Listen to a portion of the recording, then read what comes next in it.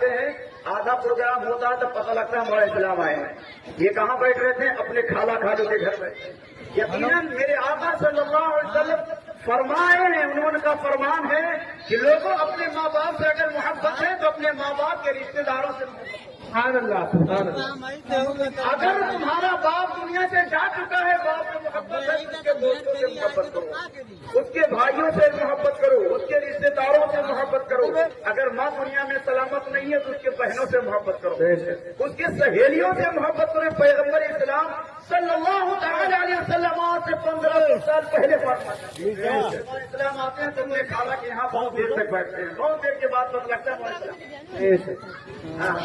تو یہ ایک رشتہ ہے. غوث اعظم رضی اللہ تعالی گئے, بغداد شریف گئے, غوث اعظم کی بارگاہ میں حاضر ہے. تو غوث اعظم نے اپنے غلاموں سے کہا, لوگوں یہ میرا چچیرا, میرا خالہ جان بھائی آیا. کہا سبحان اللہ, سبحان اللہ. یہ اور عام رشتہ نہیں ہے, یہ عام مہمان نہیں ہے, میرے خالہ کا بیٹا ہے, میرا خالہ جان بھائی ہے. سبحان اللہ.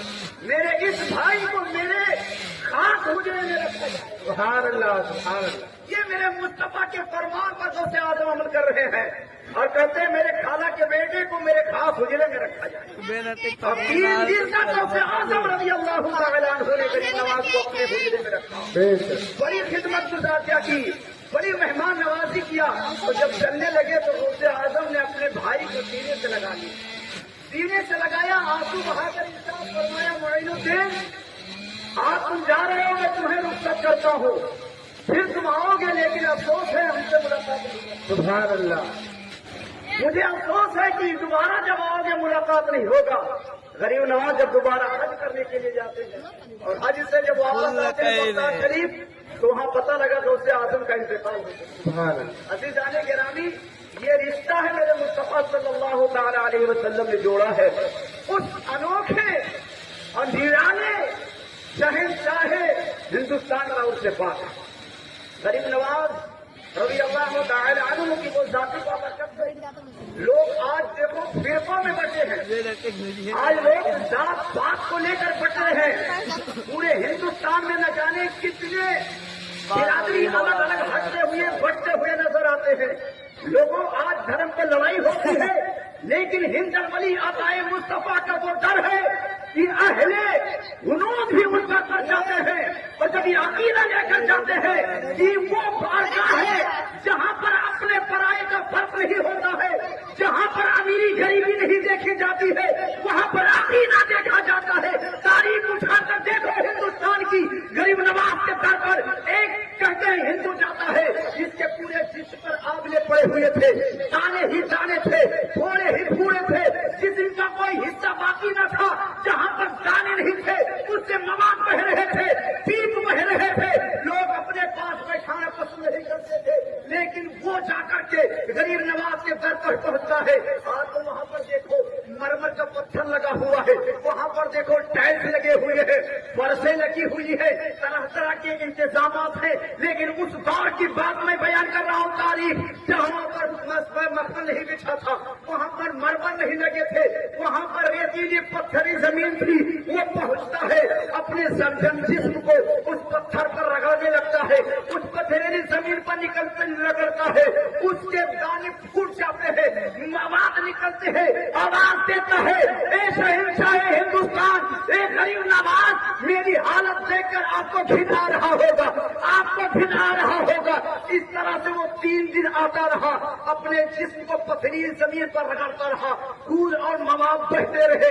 غریب نواز سے یہی جملہ کہتا رہا, غریب نواز آپ کو تو گھن آ رہا ہوگا, آپ کو تو برا لگ رہا ہوگا. تاریخ اٹھا کر دیکھو, جب تیسرے دن اس بیمار نے اپنے جسم کو رگڑ کر غریب نواز سے کہا تھا, اے عطائے مصطفیٰ آپ کو گھن آ رہا ہوگا. آنے واحد میں خدا کی رحمت ہوئی, غریب نواز کی دعا ہوئی, ان کے آسانے سے ایسا فائد ملا کہ دیکھتے دیکھتے اس کے جسم کے سارے آبلے ختم ہو جاتے ہیں. کہاں کا موادی کرنا, کہاں کا پانی اور کرنا, پورا جسم اتنا اچھا ہو جاتا ہے کہ دیکھنے والے یہی دیکھ رہے تھے, ایسا لگتا ہے اس کے جسم میں کوئی دانا رہ رہا ہو، اس کے دل میں کوئی زخم نہ رہا ہو، یہ عطائے مصطفیٰ کی نگاہ ولایت ہے۔ اگر ایک گھر چلا جائے تو وہاں سے دامن بھر کر جاتا ہے۔ مومنوں کو غلام غوث اعظم ہو، غلام غریب نواز ہو، جو اور بات ہے جسمانی طور پر بہت دور ہو لیکن روحانی تعلق بہت قریب ہے۔ دعا کرو اللہ تعالیٰ غریب نواز کا سجدہ ہمیں یہی عطا فرمائے۔ درے کریم سے بندے کو کیا نہیں ملتا، درے کریم سے بندے کو کیا نہیں ملتا، مانگنے کا جو طریقہ ہے اس طرح مانگنے کا طریقہ ہونا چاہیے۔ یہ ہے عاشقوں کی محفل، یہ کھڑے کھڑے عاشقوں کی محفل نہیں مانی جاتی، یہ تو کھڑے کھڑے تماشائی لوگ کھڑے۔ عاشق کو ابھی ہم عرص غریب نواز گھنٹے غازی پاک کا عرص آیا کہ نہیں آیا؟ آج سے تاریخ ہے 14 تاریخ کو غازی پاک کا عرص ہوگا، 14 تاریخ کا ہوگا۔ کل میں دیکھ رہا تھا موبائل پر، شاید بلیا کی طرف سے ایک آیا ہے، لیکن جب نام دروازے کے پاس پہنچا بہت دور سے وہ اپنے آپ کو زمین پر لیٹا دیا، سینے کے بل اور پاؤں اس ہاتھ کے مالک تھے تو اتنا کپڑا تھا کہ بدلنے کی نوبت نہیں آتی تھی، لیکن آج انہوں نے داج کو ٹھکرا دیا ہے تو آج اپنے کپڑے میں اپنے کوٹے میں اپنے ہاتھوں سے پیبند لگا رہے ہیں۔ ان کے دورے حکومت کا ایک وزیر نکلتا ہے، دیکھتا ہے کہ یہ تو بادشاہ ابراہیم ادہم ہے جو اس حالت میں دریا کے پاس بیٹھے ہوئے ہیں، اور قریب گیا تو ملاقات ہوئی، دیکھا کہ اپنے ہاتھوں سے سوئی لیے ہوئے کرتا پہ پیبند لگا رہے ہیں۔ اس نے تعریف کیا، ابراہیم اے بادشاہ، جب تم بادشاہ تھے تو تمہارا شان کتنا اچھا تھا، تمہارا روب و دبدبہ کتنا تھا، کدھر جاتے تھے سپاہی صاف صاف رہتے تھے، حکام صاف صاف رہتے تھے، آپ کے ساتھ اوسرا رہتے تھے، آپ کے ساتھ غلام رہتے تھے، آپ کے پاس انگن کپڑے تھے، لیکن آپ نے بادشاہت کو چھوڑ دیا ہے تو یہ نوبت آ گئی ہے کہ آپ اپنے ہاتھوں سے کیا کہتے ہیں کپڑے میں پیبند لگا رہے ہو۔ ایسی استھتی ہو گئی ہے، ایسی حالت ہو گئی ہے۔ جب وزیر نے کہا تو حضرت ابراہیم ابن ادہم نے اپنی اس سوئی کو دریا میں ڈال دیا، ندی میں پھینک دی اور ارشاد فرمایا اے دریا کے جانوروں میری سوئی گر گئی ہے، میری سوئی واپس لے کر آئے۔ تو وزیر لکھتا ہے کہ اتنا کہنا ہوا حضرت ابراہیم ابن ادہم کا کہ جتنے جانوروں مچھلیاں تھی سب اپنے منہ میں ایک ایک سونے کی سوئی لا کر کے اور کنارے نکل آتی ہے اور کرتی ہے اے اللہ کے ولی یہ سوئی لے لیجیے، اے اللہ کے محبوب بندے یہ سوئی لے لیجیے۔ ایک نہیں ہزاروں کی تعداد میں مچھلیاں سونے کی سوئی لا رہی تھی، لیکن ابراہیم ادہم نے کہا یہ میری سوئی نہیں ہے، یہ میری سوئی نہیں ہے، میری سوئی تو لوہے کی ہے، میری سوئی تو تانبے کی ہے، یہ میری سوئی نہیں ہے۔ اجرے میں ایک چھوٹی چھوٹی مچھلی آتی ہے، کہا یہ آپ کی سوئی ہے، ابراہیم ادہم نے لے لیا۔ ارشاد فرمایا وزیر سب تم مجھے بادشاہ کا دانا دیتا ہے، جب میں سب کو تاج کا مالک تھا تو لوگوں کے سروں پہ حکومت کیا کرتا تھا، اور جب میں نے بادشاہ کو ٹھکرا دیا ہے اللہ کے کرم پر اپنے گزارا کر رہا ہوں تو دریا کے مچھلیاں بھی میری خدمت کر رہی ہے، دریا کے جانور بھی میری خدمت کر رہے ہیں۔ گویا کہ جو صرف دنیاوی تخت و تاج پر اپنا گھمنڈ کرتا ہے حکومت چلاتا ہے اس کی دنیا داروں کو حکومت چل سکتی ہے، لیکن جو دنیا کو چھوڑ کر کے اللہ کی رضا پہ نکل پڑتا ہے ساری دنیا اس کے پیچھے چلا کرتی ہے۔ یہ نگاہ ولی میں متاثر دیکھی بدلتی ہزاروں کی تقدیر دیکھی۔ سبحان اللہ سبحان اللہ، نعرے تکبیر، نعرے تکبیر، نعرے رسالت، نعرے رسالت، مسلک اعلی حضرت علماء اہل سنت فیضانی غریب نواز عرص غریب نواز، نعرے تکبیر، نعرے رسالت، سبحان اللہ سبحان جانے گرامی یہ اللہ والوں کی شان ہے، اللہ نے انہیں بڑی نعمتیں بڑی طاقتیں دی، ہم ان کے طاقت کے قائل نہیں، ہم ان کے در کے خاک چھانتے رہے، لیکن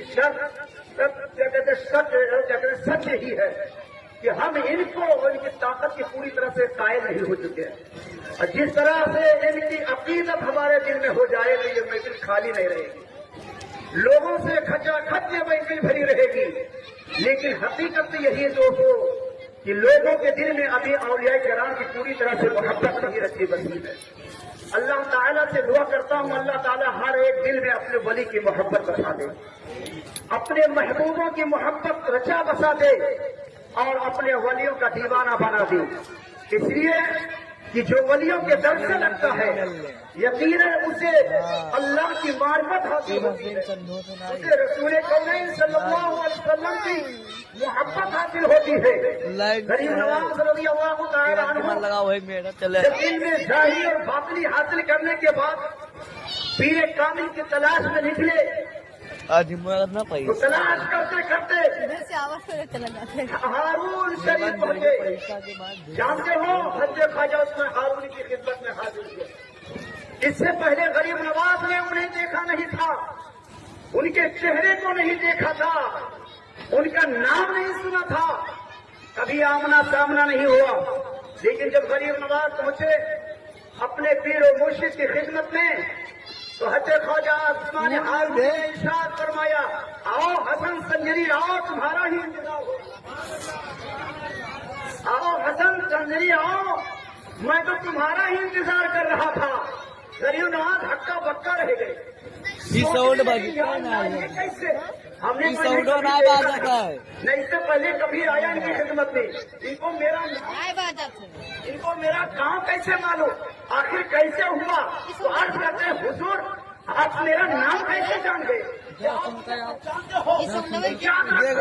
حضرت عثمان ہارون نے ارشاد فرمایا تمہیں کون نہیں پہچانے گا، ہندوستان کے شہنشاہ کا بھلا کرنے، سبحان اللہ سبحان اللہ، بے شک بے شک، جو ہندوستان کا شہنشاہ ہے اسے کون نہیں پہچانے گا، کون نہیں جانے گا اسے؟ تم کو اب کیا کہتے ہیں ہندوستان کے شہنشاہ ہو، تمہیں کیسے نہیں پہچانا جائے گا؟ اللہ اکبر، وہ یاد رکھو آج لوگ کہتے ہیں اجمیر میں دروازہ ہے، کون سا دروازہ پردھان زیادہ کہتے ہیں؟ جنتی دروازہ، جنتی دروازہ۔ آپ کے اوپر کوٹیدار گئے ہو، نکلے ہو، آپ تو نہیں نکل پائیں گے، آپ لوگ گئے ہو، آج بھی وہاں بھی کیا کہتے ہیں نا، بتاؤ جنت تو عرش اعظم کے نیچے ہے، ساتواں آسمان کے اوپر، تو یہاں جنت کا دروازہ کیسے آیا؟ کیا وہاں سے دروازہ ایک توڑ کر نکال کر اجمیر میں رکھا گیا؟ کیا وہاں کا ایک دروازہ بند کیا گیا؟ جنت میں کتنے دروازے ہیں؟ جنت میں کتنے دروازے ہیں؟ 8۔ تو کیسے دروازہ اجمیر میں جا کے رکھ دیا گیا؟ یہ تانا ہے دنیا کو، غریب نواز کے غلاموں کو یہ تانا دے رہے ہیں کہ وہاں جنت سے ایک دروازہ نکال کر اجمیر میں رکھ دیا گیا۔ ایک صحابی کو میں نے سنا کہ جو اس دروازے سے گزرتا ہے جنت میں نہیں، وہ جہنم میں جائے گا ماشاءاللہ۔ لیکن آؤ آخر آپ بھی سوچو گے جنتی دروازہ ابھی نہ بتاؤ کیوں کہا جاتا ہے؟ آپ سے پوچھے کیا کہو گے؟ اس کی حقیقت کیا ہے، اس کی تاریخ کیا ہے؟ سیدنا محبوب سبحانی قطب ربانی سید نظام الدین اولیاء کی خدمت میں حاضر ہو تو جنتی دروازہ کا تاریخ معلوم ہو جائے گا، جنتی دروازے کی تاریخ کیا ہے، آخر اسے جنتی دروازہ کہا کیوں جاتا ہے؟ حضرت سیدنا نظام الدین اولیاء اجمیر شریف میں تشریف لائے، غریب نواز کے دروازے وہاں موجود ہیں، ان کو نیند آ گئی، آنکھ لگی، یقیناً جب دل کی دنیا آباد ہونا چاہتا ہے تو آنکھ کھل بند ہو جاتی ہے، یہ پیشانی کی آنکھ جو ہے بند ہو جایا کرتی ہے، اس لیے کہ الٹے ہی چال چلتے ہیں دیوانے گانے، الٹے ہی چال چلتے ہیں دیوانے گانے، آنکھوں کو بند کرتے ہیں دیدار کے لیے۔ جب اللہ کے محبوب صلی اللہ علیہ وسلم یا اللہ کے محبوبوں جب کسی کو اپنا دیدار کرانا چاہتے ہیں تو پہلے اس کی آنکھ بند ہو جاتی ہے، اس پہ غنودگی طاری ہو جاتی ہے، اس پہ نیند چھا جاتی ہے، اور جب اس کی دنیا کی آنکھ بند ہوتی ہے تو دل کی دنیا آنکھ کھل جاتی ہے اور اپنے محبوب کا دیدار کر لیتی ہے۔ نظام الدین اولیاء محبوب الہی غریب نواز کے چوکھٹ پر ان کے دہلیز کے قریب پر بیٹھے ہوئے اللہ کا ذکر کر رہے ہیں، تسبیحات کر رہے ہیں، ذکر کر رہے ہیں، آنکھ لگ جاتی ہے، غنودگی طاری ہو جاتی ہے۔ اللہ اکبر، رب کے محبوب سرور کونین سلطان دارین حضور محمد رسول اللہ صلی اللہ تعالی علیہ وسلم جلوہ گر ہوتے ہیں اور ارشاد فرماتے ہیں، اے نظام الدین دیکھ لو آج یہاں پر میں جس دروازے سے نکلا ہوں اس دروازے سے صبح قیامت تک جو گزرے گا وہ جنتی ہو جائے گا. وہاں جنت سے دروازہ نہیں رکھا گیا ہے, مالک جنت اس دروازے سے گزرے ہیں. نبی کے قدم کی برکت ہے جن سے جنتی دروازہ. سبحان اللہ. نعرہ تکبیر, نعرہ تکبیر, نعرہ رسالت, نعرہ رسالت. مسلک اعلی حضرت علماء اہل سنت بھائیجان غریب نواز, بھائیجان غریب نواز. اللهم صل على سيدنا محمد صلاۃ و سلام علیک یا رسول اللہ صلی اللہ تعالی علیہ وسلم. اور اگر یہی مان لیا جائے کہ اجمیر میں جنت کا دروازہ کچھ 8 دروازے ہیں, 6 دروازہ بند ہو گیا, اور ہر گھر میں نہ جانے کتنی مائیں. میری ماں, میرے پوتوں کی ماں ہے کہ نہیں, پر پوتے کی ماں. اللہ کے حبیب فرماتے ہیں ہر ماں کے قدم کے نیچے جنت. تو اگر وہاں اعتراض ہے تو جنت تو ایک ہی ہے, درجات الگ الگ ہے, اس کے درجات الگ الگ ہے. مکان ایک ہے, دروازہ ایک ہے, اس میں ایک مہمان خانہ ہوگا, ایک کچن ہوگا, ایک باتھ روم ہوگا, ایک ڈنر روم ہوگا, ایسے تو ہے نا. تو جنت ایک ہے, درجات الگ ہے. جنت الفردوس ہے اور تمام الگ الگ جنت کے درجات ہیں. انبیاء کرام اس میں ہوں گے, رسولان اعظام اس میں ہوں گے, اولیاء کرام وہاں ہوں گے, ہم جیسے گنہگار پر بھی کہیں گے. اور انشاءاللہ ہے نا, ہمیں ان سے محبت ہے, ان کی محبت جنت میں لے جائے گی. تو میرے عزیز دوستو, تو اگر یہی مان لیا جائے تو جنت ایک ہے, ماں نہ جانے کتنی ہے. جنت ایک ہے, ماں جانے دنیا میں نہ جانے کتنی ہو. میرے آقا نے مطلق فرمایا ہے ہر ماں کے قدموں کے نیچے جنت ہے. اب وہ ماں ہے چاہے جیسے گنہگار ہو, سیاکار ہے, لیکن اللہ نے ہر ماں کے نیچے اس کے اولاد کی جنت رکھی. اب اتنے جنت کہاں سے لاؤ گے, اتنے جنتیں کہاں سے لاؤ گے. عزیزان گرامی, وہ آج بھی لوگ ہیں جو غلامان خواجہ غریب نواز کو بہکاتے ہیں. اجمیر جاتے ہو, جنت دیکھ کر آئے ہو. جنت تو وہ جگہ ہے کہ جو ایک مرتبہ جنت کے راستے سامنے سے گزر جائے اس کا بدن مہکنے لگتا ہے. تو جنتی دروازے سے گزر کے آیا ہو, تمہارا تو جسم مہکنے لگا ہو. سونگتے ہیں. تو ایک صاحب عقل, صاحب علم نے بتایا, پاگل میرے مصطفیٰ نے یہ بھی بتایا ہے کہ جو جنت کے دروازے سے گزر جائے جنت میں داخل تو بعد میں ہوگا, اس کا تن بدن خوشبو سے معطر ہو جاتا ہے, مہکنے لگتا ہے. لیکن جو گستاخ مصطفیٰ ہوگا وہ جنت کی خوشبو نہیں پائے گا. نادان, میں جنتی ہوں, جنت کے دروازے سے نکل آیا ہوں, لیکن تو جہنمی ہے, تجھے جنت کی خوشبو نہیں ملتی. عزیزو خوش نصیب ہو, اگر موقع ملے تو یقیناً وہاں جایا کرو. میں نے کتاب پڑھا, اس میں لکھا ہے لوگوں کہیں بھی تمہاری بیوی نہ بن رہی ہو, کہیں تمہاری مشکلیں آسان نہ رہی ہو, اور محنت کر کے اجمیر چلے جاؤ, مشکلیں آسان ہو جائے. جیسے رشتہ جوڑو غریب نواز سے, اس لیے کہ وہ ہمارے بادشاہ ہیں, وہ ہمارے حاکم ہیں, وہ ہمارے دین اور ایمان, دین اور دنیا دونوں کے حاکم ہیں. ان سے رشتہ لگاؤ گے دنیا بھی چمک جائے گی اور آخرت بھی. ہم ایسے کو اپنا حاکم کیوں نہ مانے کہ جس کے در سے ہماری دنیا بھی کامیاب ہو اور آخرت بھی ہو. ان سے رشتہ لگاؤ. 14 تاریخ کو سید سالار مسعود غازی رضی اللہ تعالی عنہ کا عرس پاک ہے. کوشش کرو کہ نہ اجمیر صحیح تو کم سے کم یہاں پہنچ جاؤ. یہ بھی اسی حسن حسینی چمن کے اسی خاندان کے چشم و چراغ. انہیں الگ سے نہ جوڑنا, انہیں الگ نہ سمجھنا. آج لوگ کہتے ہیں ودیشیوں کو یہاں گل گایا جاتا ہے. ہمیں وہ ودیشی نہیں ہے, میرے دینی بھائی ہیں, میرے آقا ہیں, میرے سر کے تاج ہیں. ہم ان کے چوکھٹ کے جوتیوں کے برابر نہیں ہو سکتے. ان کے دم قدم, ان کی محنت ہے جو آج ہمارے ملک میں اسلام کا بول بالا, اسلام کا پرچہ بلند ہے. آج مسجدوں سے آذان بلند ہو رہی ہے, آج مسجدوں میں نمازیں ہو رہی ہے، آج مسجدوں قرآن کی تلاوت کی آواز آ رہی ہے، آج بھی میرت نعت مصطفیٰ پڑھا جا رہا ہے، اسلام کا گڑ گایا جا رہا ہے، 200 غازی کے دم قدم سے یہ ہمیں ہندوستان میں ہمیں اللہ کی جانب سے یہ بڑی نعمت ملی ہے غریب نواز کی شکل میں، لہذا ان سے محبت کرو، درود پاک پڑھیے، اللہم صلی علی سیدنا مولانا محمد مبارک وسلم، صلاۃ و سلام علیک یا رسول اللہ صلی اللہ تعالی علیہ وسلم۔ لہذا لوگوں، اجمیر بھی دولہا کی پیدائش سماعت کر لیجیے، اس کے بعد حضرت کی تقریر ہو، ایک بار کہہ دیجیے سبحان اللہ، ایک بار تجھے پاک پڑھ لیا، اللہم صلی علیہ۔ سنجر وہ ایسا پیارا اور انوکھا گاؤں، اتنا بڑا گاؤں پرینی ہے، فجر ظہر عصر مغرب عشاء کی اذان ہوتی ہے، لوگ ادھر ادھر بیٹھے رہے، پاک گئے تھے وہ بھی بھول کر ایک بار چلے جاؤ مسجد کے، اپنے ماں باپ کے لیے چلے جاؤ۔ اس لیے جب بندہ نماز پڑھتا ہے نا تو اس میں نماز پڑھتا رب اجعلنی مقیم الصلاۃ من ذریتی ربنا وتقبل دعا، ربنا اغفر لی ولی والدی، مولا مجھے بھی رکھ لے، میرے ماں باپ کو بھی رکھ لے۔ قبر پہ تو نہیں جا سکتے، لیکن اگر مسجد میں چلے جاؤ گے نماز بھی ادا ہو جائے گی، ماں باپ کے لیے دعائیں مغفرت بھی ہو جائے گی۔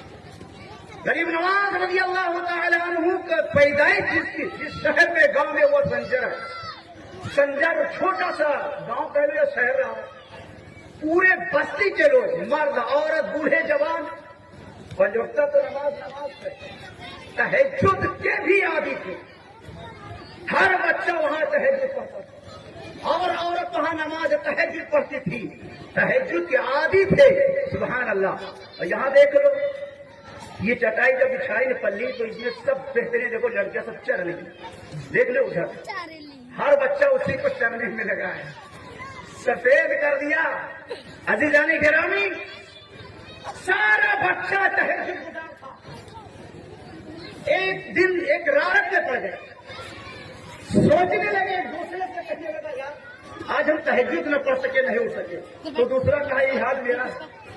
پھر آگے بات بڑھی، تیسرے نے کہا یہ حال، پورے گاؤں کے لوگوں نے کہا کہ کیا تعجب کی بات ہے کہ جس گاؤں کے سارے لوگ تہجد پڑھنے کے عادی ہو، بغیر کسی کے جگہ آنکھ کھل جاتی ہو، آج کیا معاملہ ہے، آج کیا وجہ ہے کہ سارے لوگ نہ جان سکے اور سویرا ہو گئے، تہجد قضا ہو گئی۔ تو کسی نے کہا ایسا نہیں ہے، یہ جو اجالا دیکھ رہے ہو نا، یہ دن نکلنے والا اجالا نہیں، کہہ دو سبحان اللہ، یہ دن نکلنے والا اجالا، جب دن نکلنے سے پہلے اجالا ہوگا، روشنی پھیلتی، وہ نہیں ہے۔ آؤ چلو ہم تمہیں دکھا دیں یہ روشنی کہاں کی ہے، چلو ہم دکھا کے بتائیں، زبانی نہیں، چلو دکھا دیں یہ روشنی یہ اجالا ہے کہاں کا۔ وہ شخص لیتا ہے غریب نواز کے گھر، ان کے والد کا نام غیاث الدین ہے، ماں کا نام ماہ نور ہے، کہہ دو سبحان اللہ۔ جن کی ماں ماہ نور ہو، جس کا باپ غیاث الدین ہو، دین کا مددگار ہو، جس کا باپ دین کا مددگار ہو، جس کی ماں ماہ نور ہو، نور کا چاند کا کہتے ہیں چاند کا نور ہو، اس گھر میں جو پیدا ہوگا نورانیت پیدا ہو۔ وہ لے کر گیا، جب قریب پہنچے تو اس گھر کے آنگن سے روشنی کے ایک کرن پھوٹ رہی تھی۔ اس بزرگ نے کہا دیکھا اس آنگن سے جو یہ روشنی آ رہی ہے، آج اس گھر میں ان کے گھر میں بچہ پیدا ہوا ہے جس کا نام رکھا گیا ہے محسن رکھا گیا ہے۔ یہ اس کی قدر کی برکت ہے کہ پورے بستی میں نورانیت چھا گئی ہے، پورے بستی میں اجالا چھا گیا ہے۔ یہ دن نکلنے کی خبر نہیں ہے، یہ ماہ اسلام کے آنے کی نور ہے، مصطفیٰ جان رحمت کے چمر کا کے پھول کی آمد کی نور ہے۔ جاؤ اپنے اپنے گھر چلے جاؤ، وضو کرو، تہجد کی نماز پڑھ لو۔ جب وہ غریب نواز بچپنے میں آئے تو دنیا کو نور دیا ہے، اور آج تو ان کی نورانیت کا چرچا سارے جہان میں ہو رہا ہے۔ اللہ تعالیٰ فرماتا ہے الا ان اولیاء اللہ لا خوف علیہم ولا هم يحزنون الذین آمنوا وكانوا يتقون۔ اللہ تعالیٰ ہم سب کو ہدایت دے، اللہ والوں سے محبت کرو، اللہ والوں کا عرس مناؤ، لیکن اسی طریقے سے جس طرح سے اللہ والوں کو پسند ہے، اس انداز میں جس انداز میں اللہ اور اللہ کے رسول کو پسند ہے اس انداز میں مناؤ، جس انداز میں نسل اسلام کو پسند ہے اس انداز میں کبھی نہ منانا جس سے جس کا عرف کیا جائے اس کی ناراضگی حاصل ہو، خدا اور رسول کی ناراضگی حاصل ہو۔ وآخر دعوانا الحمدللہ رب العالمین۔ السلام علیکم۔ حضرت گرامی مولانا محمد اسلام صاحب قبلہ بیٹھے ہیں، اب ان کی کیا کہتے ہیں تقریر اور نعت بھی سننا ہے، اسی لیے ان کو بعد میں ہم نے کہا کہ چلو تھوڑی دیر میں خدمت کر لوں، پھر حضرت جو ہے نعت بھی پڑھتے ہیں، مرتبہ بھی پڑھیں گے، بیان بھی کریں گے، یہ ہر دل عزیز ہے، ہر من کے پسند ہیں، ہے نا، یہ ایک من کے پسند نہیں ہے، ہر من کے پسند ہے، اس لیے ان کو بیٹھایا تاکہ کوئی اٹھ کر جائے نہیں رہا۔ انشاءاللہ مولانا اسلام صاحب کی تقریر ہوگی اور آپ سماعت کرو گی، ان کے آنے سے پہلے آپ اپنی بیداری کا ثبوت ایک بار نعرہ لگا دو، نعرہ تکبیر، نعرہ رسالت، مسلک اعلیٰ حضرت عرس غریب نواز، نعرہ تکبیر، نعرہ رسالت۔